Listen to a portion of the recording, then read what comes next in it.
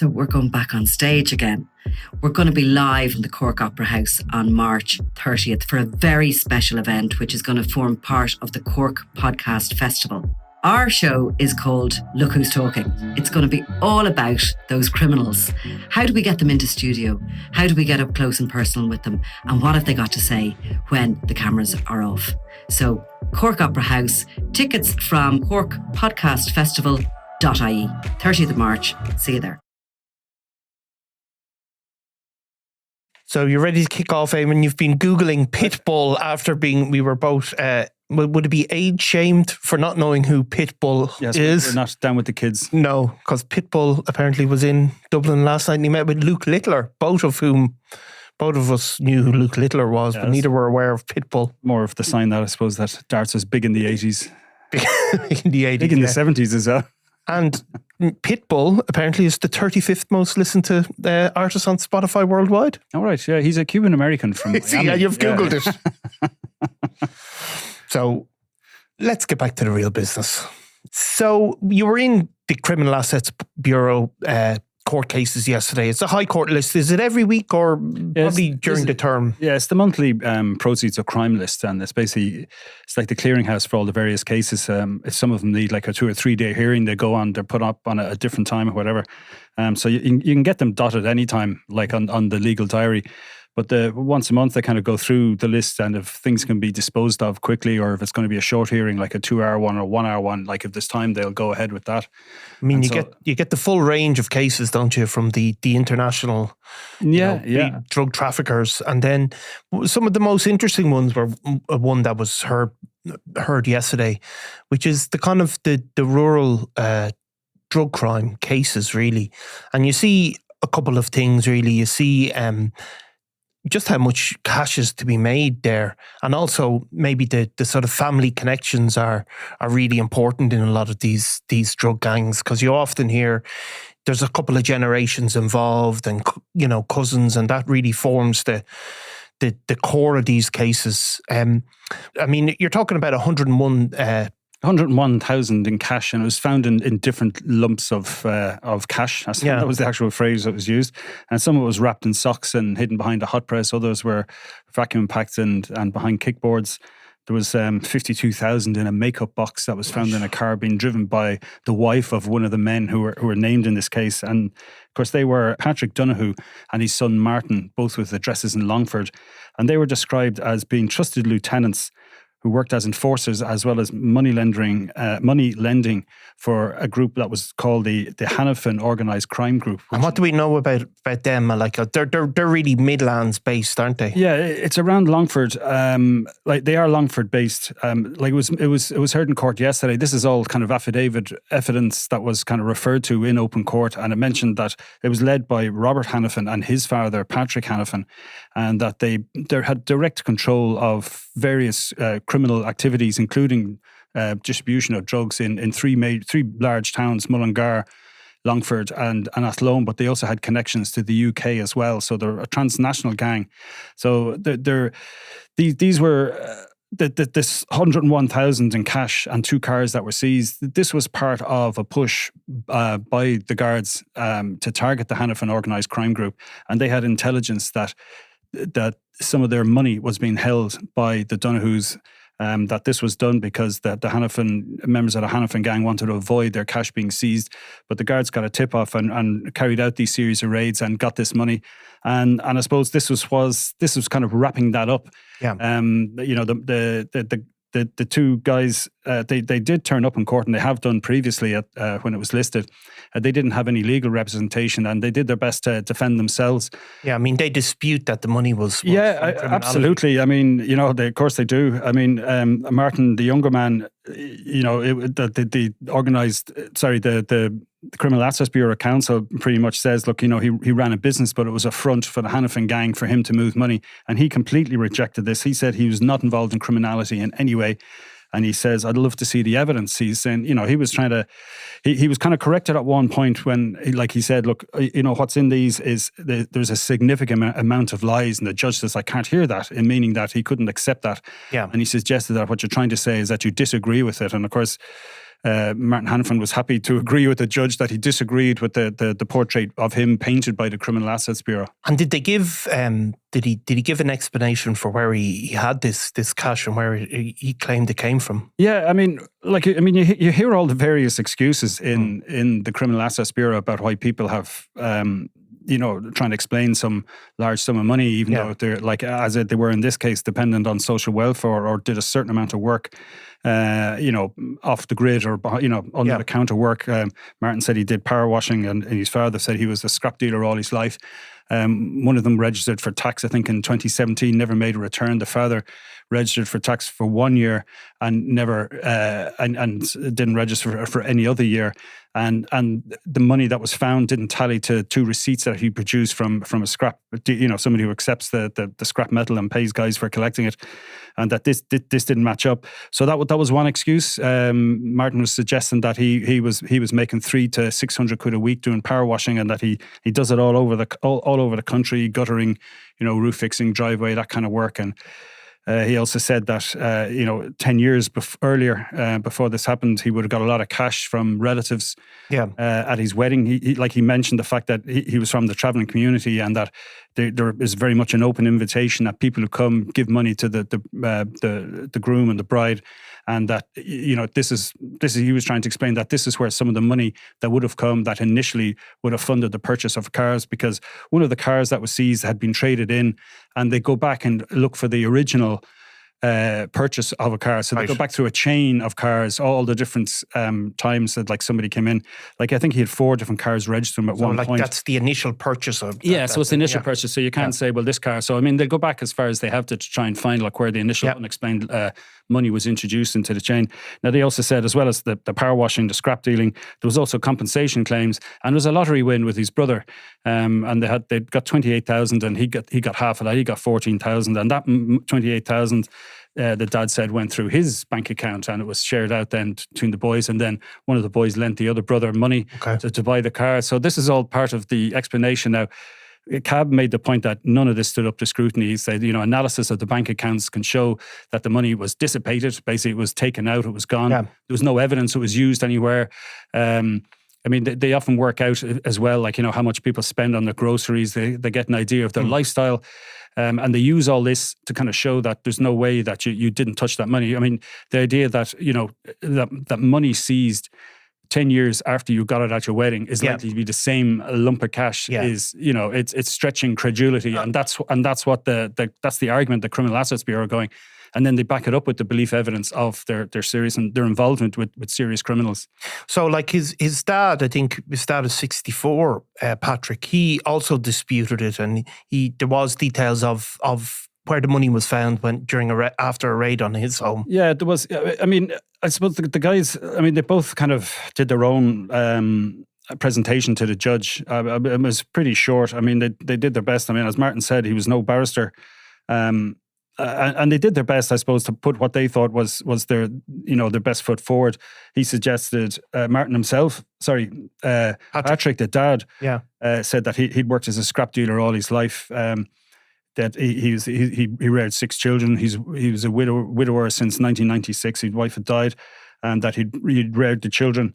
And again, he denied any involvement in criminality. It was also mentioned in court that another one of his sons, not Martin, who was mentioned here, is married to Robert Hannaford's sister as well, and that's their. There's a family connection to the Hannaford's there. Now, they didn't necessarily address that. He was kind of. He also complained about the way his house was raided on the morning. This is I think it was July 2020. He says that pretty much took the door off the hinges. The armed response ran up the stairs, and he found himself lying on the floor, being handcuffed, by armed guards. And then I think some of the local guards came in, and according to Mr. Donohoe, the local guard said, "Look, we'll take it from here, guys," and all the rest. And he said, "We're looking for the money," and he told them about this 19,000 that was behind the hot press, as he described it. There was money. It was also mentioned there was something like there's over 40 grand found in a VW Passat, as well as the 52,000 that was in the car being driven by Martin's the son's wife, as well. And that was actually a bit later. That was the following year. And funnily enough, the place they were arrested, that after they were taken into the Garda station, this 52,000 being found, they got a report that there was people seen searching the area where the guards had carried out the stop. So they went back and they found a bank card in a third party's name. Right, okay. So now there wasn't much more elaboration on whether this is an account being used by the gang or if that was, there was nothing that really heard about that. But it just shows you, I suppose, the lengths that the CAB will go to when they're going through these cases. They try not to leave any details. They try not to leave any details kind of hanging. Like for instance, then Martin, when he was putting forward his case to the judge, he said it wasn't true that there was a 6,000 sum from a compensation paid. He said, they're saying they couldn't find any trace of it. He says it's in this AIB account, and he read out the account number in court, and and CAB were making the point, look, this isn't evidence, because in the civil case like this, you have to put it in an affidavit. Yeah. And even what they had put forward in their documents, CAB, in fairness to them, attached them as exhibits on their affidavits by way of explanation. So they actually didn't really file any evidence, but the judge said he would consider this. And he would actually consider if, whether he finds for them or against them. He says they might, it's possible they could have a win to a certain point. He might agree that, X amount of cash isn't the proceeds of crime. That did come from a compensation. Which isn't uncommon, is it? Where they, obviously people, I'm not speaking about these in particular, but people that are involved in criminality, they will mix the criminal cash with the legitimate cash, or, the sale. If they buy a house, they may indeed inherit some money and add some criminal cash to it. Yeah, and I mean, you've seen that before. And it is a way to try and throw the investigators off the scent to some extent. Sometimes it's just done anyway by accident. I mean, you would have had it in, again, it was another Longford organised crime group involving Blondie Stokes. Yeah. And the judge in that case, found against them, but gave back €12,000 that was, they said that clearly came from a compensation payment that his wife got. Yeah. So they were entitled to get that €12,000 back. You would have seen it then as well, that there was a lot of trying to mix money, say in the Ross Browning case, where he used relatives and he'd hired them in different businesses. And, there was a certain amount of, I think it was his mother, Julie Conway, that there was some of her and her partner's money that had gone into the house. And again, they got back, I think it was 25% of the element of the final sale of the property that belonged to their house that they were due back. I think the figure was about 72,000 or something, if I remember. Significant enough. Yeah. So I mean, so like in fairness to Judge Owens, they will look at that. I mean, the CAB go out all guns blazing. Everything is criminal proceeds. Yeah. These guys are complete criminals. I mean, sometimes he won't. Like there has been some cases where he'll dismiss some of the belief evidence and say, "Look, this hasn't been substantiated." Yeah. But this part has. So as far as I'm concerned, overall, the criminality has been proved. Like he will pick out points where he feels the case is weak. It's not a complete everything. Guilty or not guilty, like it's a different mix. Yeah. So he reserved judgment effectively, did he? Yeah, it's basically reserved judgment and it's back on the list. So, I mean, whether he'll decide just to give normally like he'll give there's a word for this, but basically it's a judgment off the top of his head there and then, and he'll give it a written judgment. Or else sometimes there'd be a written judgment, it's a more considered one. And, we would have seen that with the Calvert case recently, where it was quite complex. There was 3 different properties, 2 on the same site, a lady with, 2 sick children living in the house, and there was kind of a careful delineation of when different properties could be taken, and it was quite a convoluted and detailed judgment. That was, he was trying to satisfy the requirement in the legislation that an injustice can't be inflicted on people, and that's something that you'll hear a lot. In these hearings, that you'll hear CAB saying, we don't believe that in this case an injustice will be there will be an injustice by asking for this or getting this done, and the judge then, if he's making making a point, he will often say on the basis of whether or not an injustice is going to occur to the respondent. So it's a consideration that's always taken up as well. So the Donohoes were in there. Often you have a mix of people not turning up for cases. We've seen that with even the Liam Byrne and some of his associates, where there was huge amounts of money involved, but they ultimately didn't turn up, and basically the properties are seized because they don't mount a defence, because they don't get free legal aid. So in order to fight a case, they'll have to hire their own lawyer. That goes to, you start adding up huge amounts of money. So the Donohoes are there, but we also had a man who previously hadn't turned up, then did turn up, of course. That me and Nicholas spoke about it, but you were there for the you were the ringside seat. Let's put it that way. The Celtic Tiger socialite, Marcus Sweeney. So this would have been down to this wealth management company he had, Evergreen Wealth Management, and basically the CAB won their case. I think it was in January 2023. That this is basically a vehicle for money laundering. It was linked to a serious crime group in West Dublin.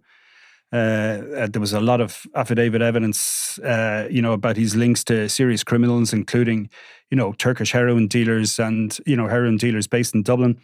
There was, it was mentioned that his life was in danger at one point. He got a warning from. Which he really disputes for some reason. Yeah, and he's not and I think this was what kind of motivated him. It wasn't really focused. I was speaking to someone who actually had seen the papers that he lodged. Yeah. What happened was, apparently, so we came back. So is there just a bit of cleanup business going on? And Marcus Sweeney, of course, he didn't fight the substantial case. He didn't appear at that time, and that field was seized. But he obviously came back in this week. He wasn't on the list originally, was he? No, he wouldn't. Well, he was on the list. He was on the list. But what happened? The list was heard on the Wednesday, so it had been finalised Tuesday night. And I think he went in front of, he basically was able to approach in court the judge on Monday and said, look, he had an issue with the CAB case. Yeah. And the judge says, well, you're going to have to file documents. And apparently he handed in documents into court. Speaking to someone who had cited them, a journalist. Yeah. They said they weren't really sure exactly the point he was trying to make. And that was echoed by the judge saying, look, I've had a look at these documents. And he says, I haven't a clue what you're on about. If you use the phrase, I neither hide nor hair of what you're on about, is the way he put it. And and obviously it rankles the whole judgment previously with Marcus Sweeney. He kind of stood there, up to my oxters. He said this kind of twice, questioning. In court this time again. In court this time, because the judge in his previous judgment, when he ruled that EWM was the land that was being seized from EWM, that it was the proceeds of crime, and he said the sole owner of the company, Marcus Sweeney, was up to his oxters, which, if people don't know, means your armpits. It does. It's amazing how many people Google it, actually. Yeah. And so he was up to his more about oxters than Pitbull, but go on. Well, they're both great singers. Yeah, go on. But so I think he seemed to have taken exception to this, and he kind of, and then as the judge kind of. He said, look, you're trying to relitigate this. He says, you have to come back. There's a court process. He says, I allowed this in because there is a facility that someone can relist the case on the basis that there might be an issue with the settlement or the final deal. That, look, we need to go back, and it turns out there was X amount of money belonged to the farmer next door, or whatever. And it can't be listed. He says, you can't relitigate the case. So we can't, he's not appealing the case as such. You can go back in and say, well, that. Well, that was the point. Maybe some issue to do with paperwork. I think that was the point the judge was making, but it seemed to be lost on Marcus Sweeney, and who then said, look, I have a right to speak, to which the judge says, you actually don't in the High Court. You have to be, you have to be granted the right to speak in the High Court. And he says, and you certainly don't have the right to ramble on. Yeah. And then he said, I'm getting the duty guard and I'm going to have you thrown out. Yeah. And continued to castigate him a bit and told him, if there's as far as he was concerned, the case was done. It was dusted. The land has actually been sold since. Yeah. And so then, eventually, look, just go, please go. And he got up and quietly left at that point. Yeah. In his very nice suit. Yeah. But I suppose he gave it a go, but I think he possibly went at it from the wrong angle. But he was never represented in the original case. He didn't turn up. It was a bit of a shoe-in, really, for the Criminal Assets Bureau.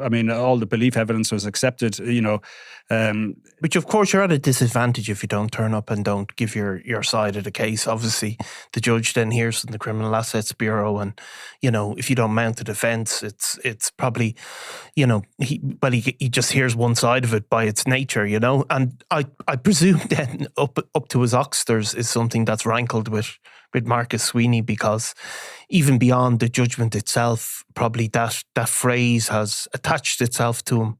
In all subsequent articles. It has kind of, Yeah.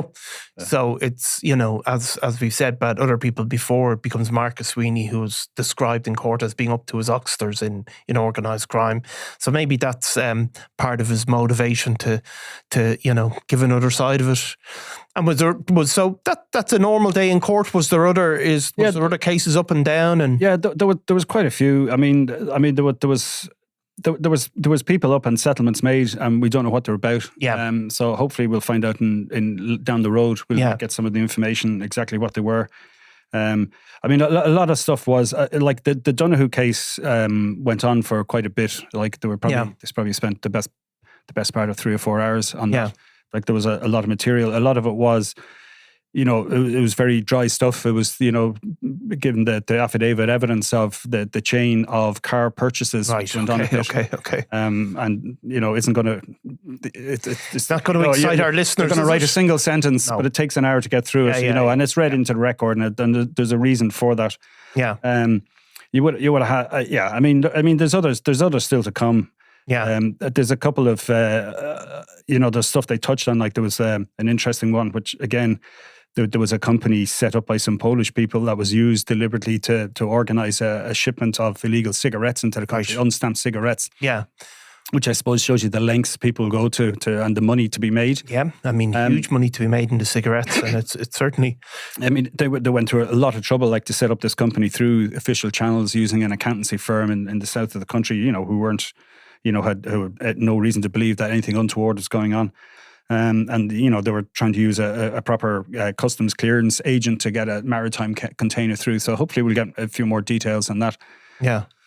But we'll keep following these cases because they're a great insight. And of course, because I think that belief evidence is really interesting always, because it's often in criminal cases, the guards don't have to stand up and say, give that belief evidence, because they rely on, I suppose, forensics or DNA. So the cab case can be particularly interesting in that case, because they have to make a strong case in order to provide that belief evidence. Yeah, and often, and even you saw it even in the O'Donohues, like, it was deliberately mentioned that the main criminality affidavit, that the belief evidence is rests on, was compiled by a local detective, Garda sergeant, who's been in the area 20 years and knows all the individuals involved and knows what's going on, like, in the various towns in the region. Yeah. And that there's often, they're one of the points that CAB would make to kind of bolster up the strength of the belief evidence that their cases rely on. On the local knowledge.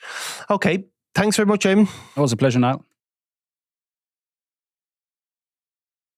Robbie Lawler was out of control. This is Double Cross, the murder of Robbie Lawler. It was going to be an all-out war with him in the middle of it. A Crime World special investigation podcast based on my new book, Web of Betrayal, wherever you get your podcasts. I'm Nicola Tallant, and you're watching Crime World, a podcast about criminals, drugs and the underworld in Ireland and across the globe. Make sure you subscribe to our channel and turn on notifications so you can be the first to watch all our latest episodes. You can also listen wherever you get your podcasts.